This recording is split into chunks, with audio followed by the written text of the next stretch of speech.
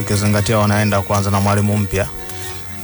Kwa namna ambavyo wamekuwa wakicheza Simba tunafahamu Pinpin pia ni sehemu ya aina yao ya uchezaji, kwa sababu tunafahamu moja ya silaha kubwa ambayo Pinpin anamzidi Yakubu ni kwenye namna ya kuchezesha timu, kwa maana issue ya footwork kwa mlinda mlango. Kwa hiyo haiwezi kuondoa ubora wa Pinpin Kamara, lakini tayari Yakubu alishacheza mechi 2 za Simba. Alicheza mechi ya dhidi ya Gaborone United ambayo Pinpin aliumia, lakini pia alicheza mechi dhidi ya Namungo.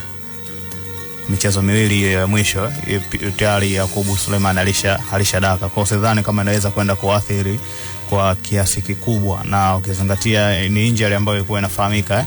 Kwa hiyo hata kwenye namna ya kucheza timu itakuwa tayari wameweka setup ambayo itamhusisha mlinda mlango ambaye anapatikana kwa wakati huo. Sawa, kwa maana ya Hussein Abel ama Yakubu Suleiman, lakini bado Yakubu utaona ndo anakuwa ana nafasi kubwa ya kwenda kuanza kwenye kikosi cha kwanza. Kwa sidhani kama inaweza ikawaathiri kwa kiasi kikubwa.